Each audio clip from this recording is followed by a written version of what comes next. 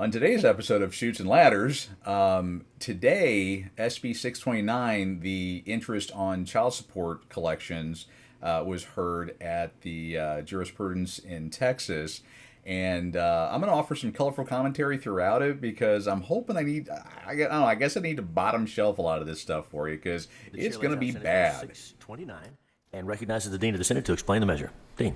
Thank you, Mr. Chairman. Mr. Chairman and members, Senate Bill 629 relates to the accrual of interest on overdue child support.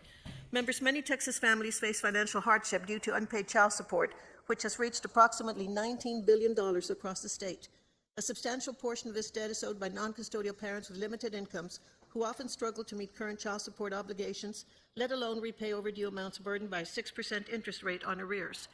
And listen to what she says here about who owes it and all that. There's going to be a guy coming on here in a bit that's going to quantify those numbers, and then we're going to get into the show and tell part.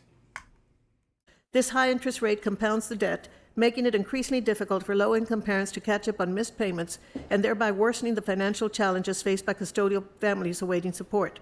Lowering this interest rate would make repayments more achievable, encouraging consistent payment behavior, especially among low-income earners, and providing more reliable support for custodial families. Generally then, Senate Bill 629 would slow the growth of child support arrearages in Texas by decreasing the interest accrual rate of past due child support arrears from 6% to 3% annually. There is a committee substitute, Mr. Chairman. Chair sends up the committee substitute and recognizes the Dean to explain the substitute. Thank you, Mr. Chairman. Generally, the difference between the committee substitute, which was requested by the Attorney General, differs from Senate Bill 629 as filed in that it would change the enacting date of this statute from September 1st, 2025 to January 1st, 2026, and that would give them more time to implement the changes. That's all. Thank you, Dean.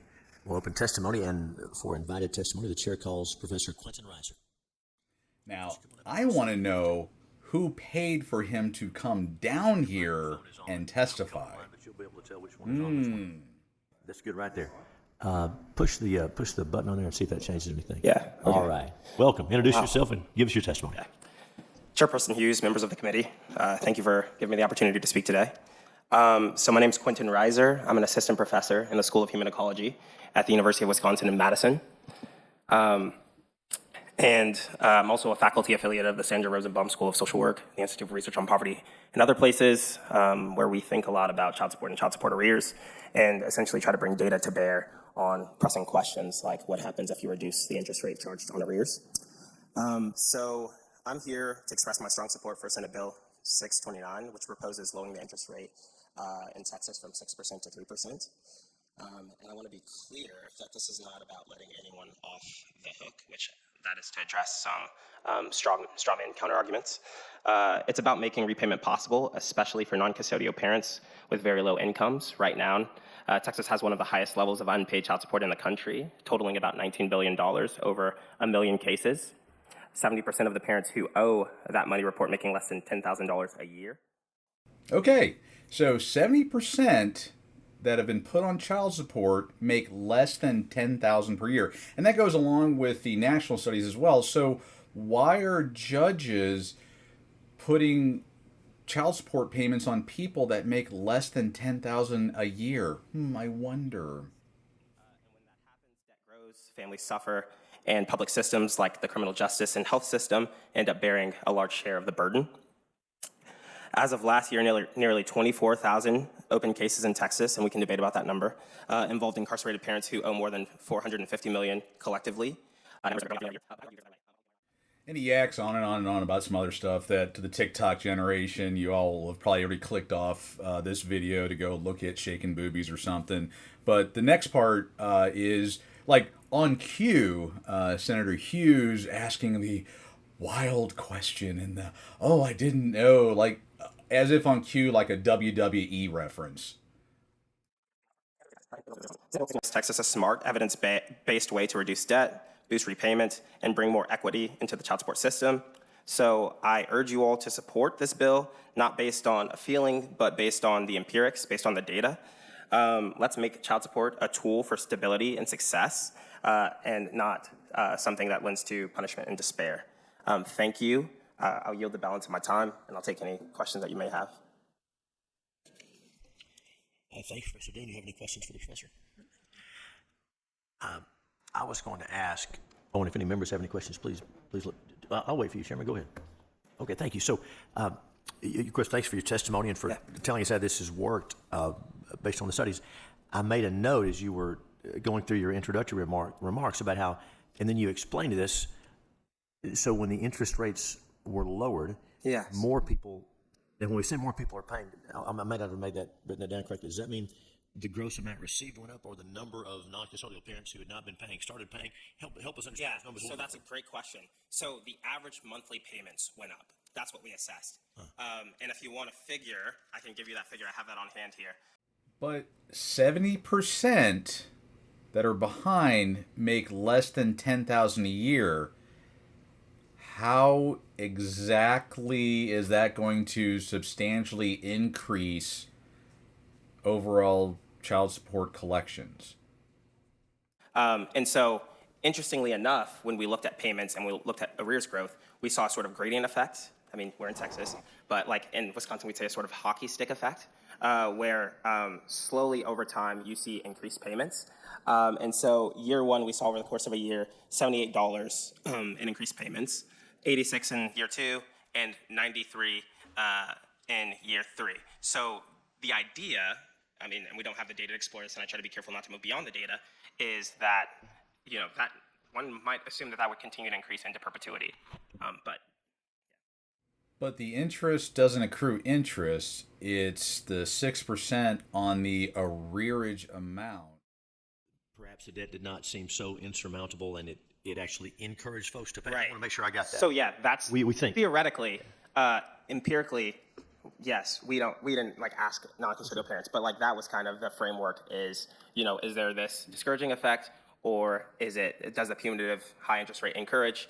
And so we reasoned yes, that lowering the interest rate appeared to have the effect of making payment more feasible for non-custodial parents. And the empirics suggest, which I am confident in speaking to, that non-custodial parents did pay more monthly. Wow. And were more likely to pay off their arrears within 3 years as well. Within 3 years. Wow. Okay. Yeah. Thank you. Mr. Chairman, Dean. I was explaining to the professor that when we passed the debtor's prison bill a couple of sessions ago, there were people who worried that we gave the judges the tools to deal with unpaid fines. And we gave them community service, reduced fines, eliminated forgiven fines, or a payment plan. And there were some municipal court judges who opposed it because they said it'll decrease the revenue. And of course, we all know that that's not the purpose of fines, to provide revenue for the courts. But they were worried about the decreased revenue. The revenue actually increased because the fines were more affordable. And especially the payment plans made all the difference. And I think that that's comparable to this. We'll have more payments because the payments are more affordable. That does make sense. Yes. Members, any other questions for the professor? Thanks for being here. Thanks for your testimony. Thank you so much. And we'll open public testimony on Senate Bill 629, and the chair calls Lisa Marshall, Taryn Champagne. So far, so good. All right. Welcome. Introduce yourself and give us your testimony. Okay. Thank you, Chair Hughes and the committee members. Good morning. My name is Lisa Marshall, and I'm the CEO and founder of Fighting Homelessness. I'm here today in strong support of Senate Bill 629, which would reduce the interest rate on child support arrears from 6% to 3%. Texas now leads the nation in child support debt with over 1.1 million cases totaling $19 billion, surpassing California, which has 750,000 cases. Yet only 637,000 of these cases are making any payment, leaving nearly 500,000 families without support, not due to unwillingness, but because the debt has become so unmanageable. For many, this debt grows during times of crisis, after a job loss, illness, or economic hardship. With 6%, balance spirals out of control. These parents are left with no path forward, and children are left without the stability they need. This hurts all Texans. It increases poverty, it pushes families towards homelessness, and it costs taxpayers more in public support systems. We're also understaffed. California has over 6,000 full-time child support employees. Texas has fewer than 2,500, less than even the state of Florida. Yet we are managing a much larger volume of cases and outstanding debt. High interest rates are fueling the cycle of debt and disconnection, making it harder, not easier, for families to meet their obligation and recover. Research shows lowering interest rates work. When Wisconsin reduced theirs from 12 to 6, debts decreased and payments increased, and we can expect the same here in Texas. Lastly, the AG's office collected $4.2 billion from 1.1 million child support cases, but 1.1 million of those are buried under arrears, and nearly half aren't paying anything. Reducing the interest rate to 3% will remove a key barrier. It gives parents a fair shot at fulfilling their responsibilities and gives children the consistent support they deserve. Please support Senate Bill 629 and bring hope, stability, and opportunity back to Texas. Thank you for your time and consideration. Thank you for your testimony. Well, make sure your microphone is on and introduce yourself and go ahead. Can you hear me? We got you. Yes, thank you, Chair Hughes. My name is Taryn Champagne. I am in favor of Senate Bill 629. Big thumbs up for this. Thank you, Senator Zaffarini, for bringing this bill forward. I think it's a great first step for reforming our child support system. Chair Hughes, you've noted in commentary on your bill, Senate Bill 942, that the purpose of our child support system is to make certain that both parents are sharing in the responsibilities of raising a child. I agree 100% with that. That being said, I think we need to have a discussion on what the child support system is for and if supporting that child is best done through that system or can be done outside of it. I myself am not part of the child support system. My son's mother and I share custody equally. No child support is exchanged, and yet our child is thriving. Relating to this, the arrears and everything like that, I think we need to consider how these parents get into the arrears.